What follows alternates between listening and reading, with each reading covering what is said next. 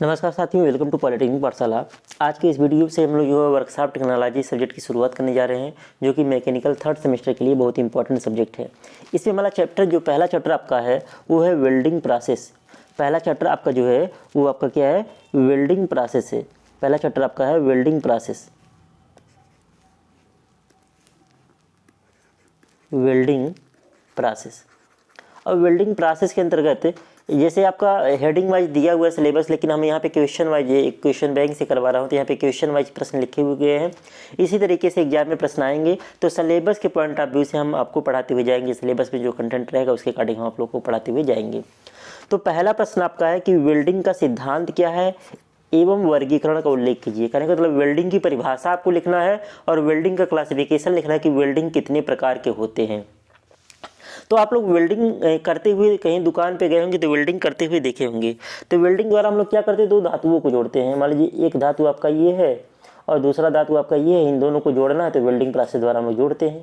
Welding process द्वारा जोड़ते हैं। आप लोग जो वेल्डिंग की दुकान पे देखे होंगे जहाँ पे आपका दरवाज़ा खिड़कियाँ वगैरह बनता है, तो वो जो वेल्डिंग होता है वो आपका आर्क वेल्डिंग होता है। वो क्या होता है, आर्क वेल्डिंग होता है। कभी कभी आप लोग देखे होंगे कि कहीं सड़क के किनारे वेल्डिंग करते हैं तो एक सिलेंडर रखे रहते हैं, चूना वगैरह डाल करके कोई गैस वगैरह बनाते हैं, तो वो हमारा गैस वेल्डिंग होता है। वो हमारा क्या होता है, गैस वेल्डिंग होता है। तो वेल्डिंग भी कई टाइप के होते हैं, अभी पढ़ेंगे धीरे धीरे हम लोग कितने टाइप के वेल्डिंग होते हैं, इसके बारे में धीरे धीरे हम लोग पढ़ेंगे। तो वेल्डिंग का सिद्धांत क्या है कि वेल्डिंग एक ऐसा प्रोसेस है, वेल्डिंग एक ऐसा प्रोसेस है जिसके द्वारा दो समान अथवा असमान धातुओं को, मतलब जो दोनों हम जो दोनों धातु ले रहे हैं, दो धातु की प्लेटें ले रहे हैं, ये धातु की प्लेटें एक ही मेटल की हो सकती हैं या दो अलग अलग पदार्थ की हो सकती हैं, मतलब एक ही धातु की हो सकती हैं, दो अलग अलग धातु की हो सकती हैं। तो वेल्डिंग एक ऐसा प्रोसेस है जिसके द्वारा दो समान अथवा असमान धातुओं को दाब द्वारा, मतलब हम लोग कभी कभी किसी बिल्डिंग में प्रेशर अप्लाई करते हैं और किसी किसी में प्रेशर अप्लाई नहीं करते हैं। तो वेल्डिंग ऐसा प्रोसेस है, जो लिखा हुआ है इसको रटिएगा मत, जो हम बोल रहे हैं उसको समझने का प्रयास करिएगा। तो वेल्डिंग एक ऐसा प्रोसेस है जिसके द्वारा दो समान या असमान धातुओं को दाब द्वारा या बिना दाब के, मतलब दाब प्रेशर अप्लाई करके या बिना प्रेशर अप्लाई के, फिलर मटेरियल का प्रयोग करके या बिना फिलर मटेरियल का प्रयोग करके। जैसे कभी कभी धातु हम लोग वेल्डिंग करते हैं तो एक और पतली सी राड लेते हैं जिसको हम गला करके, जहाँ पे ये जैसे है हम वेल्डिंग कर रहे हैं तो एक राड लेंगे, इसको गलाते हुए जाएंगे, ये वेल्डिंग होता हुआ जाएगा और ये खत्म हो जाता है। जो फिलर मटेरियल है खत्म हो जाता है। तो फिलर मटेरियल का प्रयोग करके या बिना फिलर मटेरियल का प्रयोग करके, उष्मा का प्रयोग करके या बिना उष्मा का प्रयोग करके हम लोग जोड़ बनाते हैं। उष्मा तो जनरली जनरेट हो ही जाता है कोई भी वेल्डिंग करेंगे, लेकिन किसी किसी वेल्डिंग में हम लोग मटेरियल को पिघला देते हैं पूरा, किसी किसी मटेरियल में पिघलाते नहीं हैं।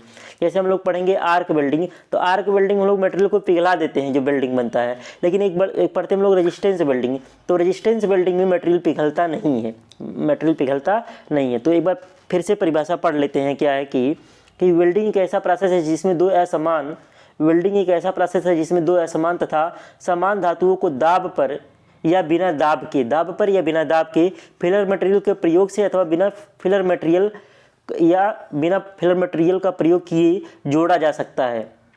इस विधि में, इस यहाँ पे निधि लिखा हुआ है, ये क्या रहेगा, ये विधि रहेगा। इस विधि में उष्मा के द्वारा दोनों धातुओं के अणुओं के मध्य वेल्डिंग फोर्स उत्पन्न किया जाता है, जिससे धातुएं आपस में मजबूत जोड़ बना लेती हैं। तो जो लिखा हुआ आपको रटने की बिल्कुल भी आवश्यकता नहीं, एक बार फिर से सुन लीजिए कि आपको लिखना है एग्जाम में।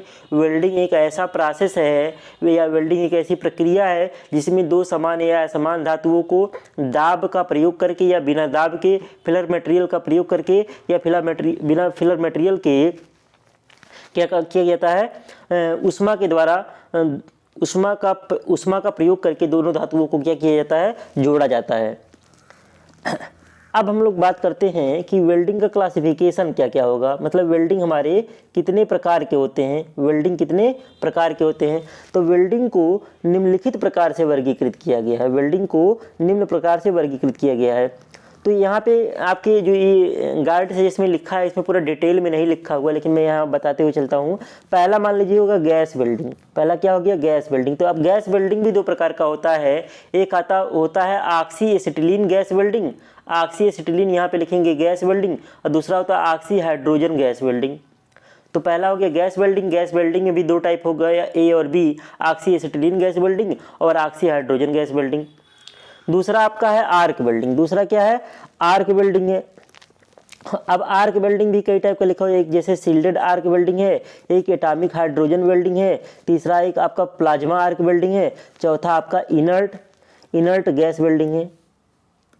इनर्ट गैस वेल्डिंग है, जैसे इसमें हम लोग पढ़ते हैं मिग वेल्डिंग और टिक वेल्डिंग। मिग वेल्डिंग पढ़ेंगे, टिक वेल्डिंग पढ़ेंगे, मेटल इनर्ट गैस वेल्डिंग और टंगस्टन इनर्ट गैस वेल्डिंग। और एक कार्बन आर्क वेल्डिंग एक पढ़ लेते हैं, कार्बन आर्क वेल्डिंग भी होता है इसी में, इनर्ट गैस वेल्डिंग में।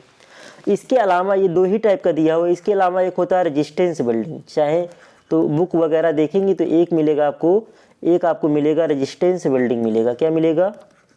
रेजिस्टेंस वेल्डिंग मिलेगा। रेजिस्टेंस वेल्डिंग को हम लोग बोलते हैं प्रतिरोध वेल्डिंग। इसमें कई टाइप के मिलेंगे। इसमें आपको मिलेगा सीम वेल्डिंग मिलेगा। क्या मिलेगा? सीम वेल्डिंग मिलेगा। आपको प्रोजेक्शन वेल्डिंग मिलेगा। क्या मिलेगा?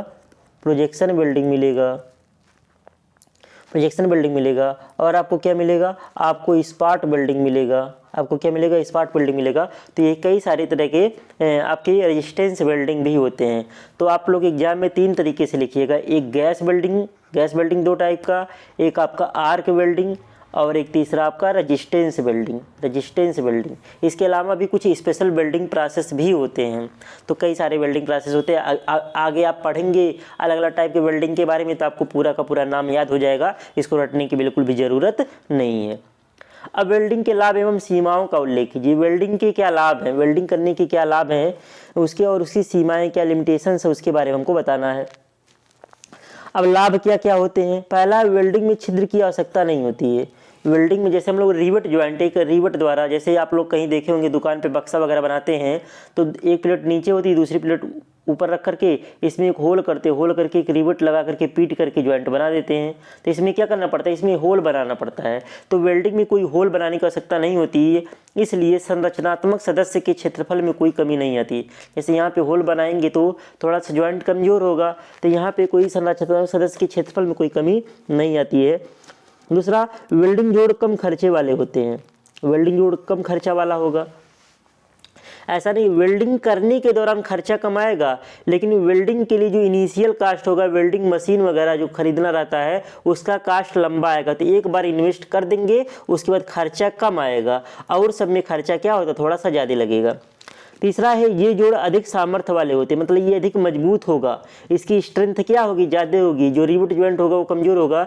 वेल्डिंग ज्वाइंट की स्ट्रेंथ 100% से भी ज़्यादा होती है। इसकी दक्षता क्या होती है? अधिक होती है। इफिशियंट ज़्यादा होता है, ये ज़्यादा लोड को सहन कर सकता है। अगला है, वेल्डिंग क्रिया कम समय में होती है। वेल्डिंग करने में समय कम लगता है। क्यों? तुरंत दो प्लेट हम लोग आर्क वेल्डिंग जैसे कर रहे हैं, तुरंत आर्क जनरेट की वेल्डिंग कर दिए। अब रिवट ज्वाइंट में क्या करना पड़ता है? होल वगैरह करना पड़ेगा, तो उसके लिए प्रिपरेशन काफ़ी करना पड़ता है। होल करेंगे, उसमें रिवट को डालेंगे, पीटेंगे, तब आपका होगा। उसमें शोरगुल भी बहुत ज़्यादा होता है। अगला, क्रिया में आवाज़ कम होती है। वेल्डिंग में आवाज़ बहुत कम होता है, लेकिन रिवेटिंग वगैरह में आवाज़ क्या होता है? ज़्यादा होता है। तो इस क्रिया में क्या होती है? आवाज़ कम होती है। अगला है, वेल्डिंग के द्वारा दांत तथा गैस रोधक जोड़ आसानी से प्राप्त किए जाते हैं। मतलब कहने का मतलब दांत गैस रोधक, एयर टाइट ज्वाइंट। जैसे हम लोग वेल्डिंग द्वारा ज्वाइंट बनाएंगे तो लीकेज नहीं होगा, लीक प्रूफ ज्वाइंट बन जाएगा। लेकिन रिवेटिंग वगैरह से, बक्से वगैरह से लीक प्रूफ ज्वाइंट नहीं बनता है। बक्से में पानी भर दीजिए तो पानी या कोई गैस भर दीजिए तो वो रिसेगा। लेकिन वेल्डिंग द्वारा जो जोड़ बनाएंगे तो क्या होता है? लीक प्रूफ ज्वाइंट बनता है, गैस रोधी जोड़ आसानी से बन सकता है। अगला, संरचनाओं की जटिल आकृतियां वेल्डिंग द्वारा सुगमता से प्राप्त की जा सकती हैं। मतलब बहुत कॉम्प्लेक्स शेप हमको प्राप्त करना रहेगा तो वेल्डिंग द्वारा आसानी से कर लेंगे। लेकिन रिवेट द्वारा कहीं कार्नर वगैरह पे हथौड़ा वगैरह चढ़ा करके रिवेटिंग करना थोड़ा सा टफ होता है, लेकिन वेल्डिंग हम लोग कहीं कार्नर या जटिल जगह पे भी हम लोग आसानी से वेल्डिंग कर सकते हैं। अगला, वेल्डिंग दाब पात्र रिवेटेड की अपेक्षा अधिक विश्वसनीय होते हैं। जो वेल्डिंग का दाब पात्र होता है, प्रेशर वेसल होता है, वो रिवेटिंग की तुलना में क्या होता है? अधिक विश्वसनीय होता है। अगला, वेल्डिंग द्वारा 100% दक्षता वाला जोड़ प्राप्त कर सकता है। मतलब वेल्डिंग जोड़ की एफिशिएंसी 100% हो सकती है, लेकिन रिवेटिंग की एफिशिएंसी 100% से कम होती है। अगला, संरचनाओं में कोई भी स्ट्रक्चर बना रहे, संरचना को इंग्लिश में स्ट्रक्चर बोलते हैं। संरचनाओं में किसी भी स्थान पर वेल्डिंग किया जा सकता है, जबकि रिवेटिंग के लिए पर्याप्त स्थान की आवश्यकता पड़ती है। हमने बताया कार्नर वगैरह पे जहाँ हथौड़ी मारने के लिए स्पेस नहीं रहेगा वहाँ पे रिवेटिंग करना थोड़ा सा जटिल होगा, लेकिन वेल्डिंग हम लोग कहीं भी कर सकते हैं। अगला है वेल्डिंग प्रक्रम में यंत्रीकृत किया जा सकता है, मतलब इसमें ऑटोमेशन किया जा सकता है, सेमी ऑटोमेटिक किया जा सकता है। वेल्डिंग प्रोसेस को यंत्रीकृत किया जा सकता है या ऑटोमेशन किया जा सकता है इसका, और देख रेख में इसमें खर्चा कम आता है। वेल्डिंग के देख रेख में खर्चा कम आता है। लिमिटेशंस क्या क्या है? पहला है कि वेल्डिंग के कारण जोड़े गए अंग में प्रतिबल शेष रह जाते हैं और अंग का विरूपण हो जाए। जैसे मान लीजिए कि हमने वेल्डिंग किया तो वहाँ मटेरियल हीट होगा और हीट होने के बाद फिर वो ठंडा होगा तो उसमें क्रैकिंग वगैरह आ जाता है या उसमें स्ट्रेस डेवलप हो जाता है, तो जिसके कारण मटेरियल जैसे गर्म होगा ना, जब हम लोग वेल्डिंग करेंगे तो गर्म होगा, गर्म होकर क्या होगा, मटेरियल फैलेगा, जिसके कारण उसमें क्या होगा, स्ट्रेस हो जाएगा और अंग क्या हो जाएगा, डिफॉर्म हो जाएगा, देखने में थोड़ा अच्छा नहीं लगेगा। दूसरा, वेल्डिंग प्रक्रम के अंतर्गत हानिकारक प्रकाश विकिरण उपजते हैं। इसके साथ साथ उपजने वाला धुआं तथा पदार्थ का छिटकना भी हानिकारक होता है। धुआं निकलता है वो भी हानिकारक होता है और पदार्थ भी छिटकता रहता है तो वो भी काफ़ी हानिकारक होता है। तीसरा, वेल्डिंग प्रक्रम की ऊष्मा पदार्थ की धातुक्रम संरचना में परिवर्तन के कारण उसके गुण बदल जाते हैं, मतलब जो मटेरियल होता है उसकी प्रॉपर्टी चेंज हो जाती है। क्यों? क्योंकि जब गर्म होता है वो पिघल जाता है, धातुक्रम की संरचना में परिवर्तन हो जाता है। अगला है, वेल्डिंग के पश्चात ऊष्मा उपचार, हीट ट्रीटमेंट करना पड़ता है। मटेरियल साइंस में पढ़ेंगे चैप्टर, हीट ट्रीटमेंट करना पड़ता है तथा प्रतिबल मोचन की आवश्यकता पड़ती है, मतलब प्रतिबल को दूर करने की आवश्यकता पड़ती है।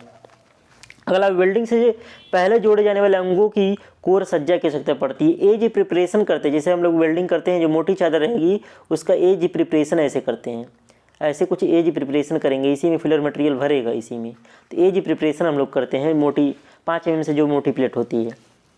अगला, वेल्डिंग के लिए सामान्यतः जिग तथा फिक्सरों की आवश्यकता है। जो बड़े बड़े मटेरियल की वेल्डिंग करना रहेगा तो उसको होल्डिंग करने के लिए, उसको पकड़ने के लिए जिग व फिक्सर की आवश्यकता होती है, जिससे जोड़े जाने वाले अंगों को उपयुक्त स्थिति में पकड़ा जा सके। उसको सही पोजीशन में होल्ड करने के लिए जिग और फिक्सर की आवश्यकता पड़ती है। जिग और फिक्सर के बारे में आप लोग जो है मैकेनिकल वाले फाइनल ईयर में पढ़ते हैं, MTT सब्जेक्ट के अंतर्गत पढ़ेंगे। अगला, वेल्डिंग हेतु कुछ कुशल कारीगर की आवश्यकता पड़ती है। इसमें वेल्डिंग जो है अनस्किल्ड वर्कर नहीं कर पाएगा, स्किल्ड लेबर की आवश्यकता पड़ती है, नहीं तो वेल्डिंग ज्वाइंट बढ़िया से बन नहीं पाएगा और काफ़ी कमज़ोर हो जाएगा। अगला प्रश्न है, वेल्डिंग के औद्योगिक अनुप्रयोगों का उल्लेख कीजिए। वेल्डिंग के क्या इंडस्ट्रियल एप्लीकेशन क्या क्या हैं, इंडस्ट्री में मतलब क्या क्या उपयोग हैं वेल्डिंग के? पहला, ऑटोमोबाइल उद्योग में पहिए धुरे की हाउसिंग, ढांचा तथा ब्रैकेट आदि बनाने में। दूसरा है, रेल उद्योग में इंजन, फ्रेम तथा वायु प्रणाली आदि, रेल उद्योग में इंजन, फ्रेम तथा वायु प्रणाली आदि में। तीसरा, वायुयान उद्योग में इंजन, टरबाइन, ढांचा, रॉकेट मोटर, डक्ट तथा फिटिंग आदि में। जलयान उद्योग में सेल का स्ट्रक्चर बनाने में, डेक का बीम बनाने में तथा गर्डर आदि में। अगला, पुल निर्माण में। अगला आपका है, इमारतों में स्तंभ प्लेट, कैंची या ट्रस, कैंचियों को ट्रस कहते हैं, मैकेनिक्स में आप लोग नहीं पढ़ेंगे, स्ट्रक्चरल मैकेनिक्स में सिविल वाले पढ़ते हैं ट्रस, तथा ग्रिल आदि बनाने में। अगला, बॉयलर, दाब पात्र, तेल गैस आदि को बनाने में। अगला है, पाइप तथा पाइपलाइन निर्माण, तेल गैस तथा पेट्रोल पाइपलाइनें आदि में। जैसे जो पाइपलाइन बिछाए जाते हैं उसमें भी वेल्डिंग द्वारा एक पाइप से दूसरे पाइप को क्या करते हैं, जोड़ते हैं, लीक प्रूफ जॉइंट बनाने के लिए। अगला आपका है, मशीन औजारों के फ्रेम, कटाई औजार, डाइयाँ, जिग, फिक्सर तथा क्लैंप आदि बनाने के लिए। अगला, क्रेन, बोझ उठाने वाली मशीनें तथा मिट्टी स्थानांतरण मशीनें आदि के लिए। अगला, फर्नीचर उद्योग में मेज कुर्सी, पलंग, चौखट, दरवाजा आदि बनाने में। रेल की 2 पटरियों को जोड़ने के लिए भी हम लोग यूज करते हैं, रेल की 2 पटरियों को जोड़ने के लिए भी हम लोग इसका यूज करते हैं। तो आप अपने डेली लाइफ में बहुत सारे यूज देखते होंगे, उसी को बना करके लिखना है, न कि रट करके लिखना है एग्जाम में। अगला है, मशीन के टूटे भागों, गियर, स्प्रॉकेट, पहिया, घिसी सतहें आदि को जोड़ना। मशीन का मान लीजिए कोई एक गियर टूट गया, जैसे मान लीजिए गियर में कई सारे दांते होते हैं, कोई एक दांता टूट गया तो एक दांते को हम लोग क्या करेंगे, पूरा गियर तो बेकार नहीं करेंगे, एक दांते को वेल्ड करके उसको ग्राइंडिंग वगैरह करके उपयुक्त शेप साइज में लेते आएंगे, तो उसके लिए भी हम लोग करते हैं। अगला, टूटे औजारों, पंच, डाई तथा फ्रेम आदि की मरम्मत के लिए, और वेल्डिंग का यूज करते हैं। अगला, बॉयलर, टैंक, ढांचे तथा पाइपलाइनों आदि के मरम्मत कार्य के लिए यूज करते हैं। और थर्मोप्लास्टिक जैसे अधातु पदार्थों को जोड़ने की वेल्डिंग प्रक्रम प्रयुक्त होते हैं, मतलब प्लास्टिक में भी हम लोग प्लास्टिक की भी वेल्डिंग प्रोसेस होती है, उसको के लिए हम लोग वेल्डिंग प्रोसेस का यूज करते हैं। तो ये कुछ इंडस्ट्रियल एप्लीकेशन हो गए, तो इसको रटना नहीं है, एक दो बार पढ़ लेंगे आपको एक आइडिया लग जाएगा, उसकी सहायता से आप लोग लिख सकते हैं। अगला आपकी कि वेल्डिंग की विभिन्न तकनीकों के नाम बताइए तथा मृदु इस्पात चादर की वेल्डिंग समझाइए। तो दो टेक्निक होता है कि लेफ्ट वार टेक्निक होता है और एक होता है राइट वार टेक्निक। लेफ्ट वार मतलब क्या, लेफ्ट मतलब क्या, बाईं ओर, हम लोग वेल्डिंग करते हुए दाहिने से बाईं ओर चलते हैं। एक होता है राइट वार टेक्निक, इसमें हम लोग बाएं से दाईं ओर चलते हैं। तो इसके अंतर्गत ज्वाला मतलब जो आर्क जलाएंगे, ज्वाला पूर्ण हुए वेल्डिंग से आगे चलाई जाती है। ज्वाला आगे चलाई जाएगी, जो वेल्डिंग पूरा हो जाएगा उसके आगे चलाई जाती है। और वेल्डिंग दाईं से बाईं ओर क्या है, लेफ्ट वार्ड है। लेफ्ट वार्ड मतलब बाईं ओर। तो बाईं ओर किधर से जाएंगे, दाएं से बाईं ओर ही जाएंगे, दाएं से बाईं ओर अग्रसर होता है। और चित्र के अनुसार ज्वाला को पूरे छड़ के पीछे पीछे चलाते हैं। तो देखिए यहाँ पे क्या है, ये वाला डायग्राम आपको एग्जाम में बनाना रहेगा, ऊपर वाला नहीं बनाना, ये वाला बनाना है। तो ये आपका क्या है, ये आपका फिलर राड है। ये क्या आपका फिलर राड है, ये गल जाएगा राड, ये राड गल जाएगा। ये आपका क्या है, वेल्डिंग टार्च है। ये क्या है आपका वेल्डिंग टार्च है, ऊपर वाला डायग्राम नहीं बनाना रहेगा, वेल्डिंग टार्च है। तो इसमें देखिए, इसमें हम लोग किधर जा रहे हैं, इसमें हम लोग राइट से लेफ्ट की ओर जा रहे हैं। राइट से लेफ्ट की ओर जा रहे हैं मतलब इधर से इधर की ओर जा रहे हैं, इधर से इधर की ओर जा रहे हैं, लेफ्ट की ओर जा रहे हैं।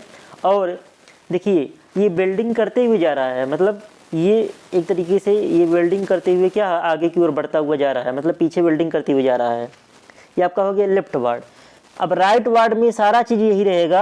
अब वेल्डिंग इधर से स्टार्ट होगा, वेल्डिंग इधर से स्टार्ट होगा और आपका जो है इधर की ओर आपका जाएगा। अभी नीचे फिगर के माध्यम से, आप फिगर आपको रटना रहेगा, बना के लिख लेंगे। राइट वार्ड में देखिए क्या होता है, अगर हम लोग राइट वार्ड में बात करें, राइट वार्ड में क्या होगा, राइट वार्ड में देखेंगे तो इस तरीके से कुछ रहेगा।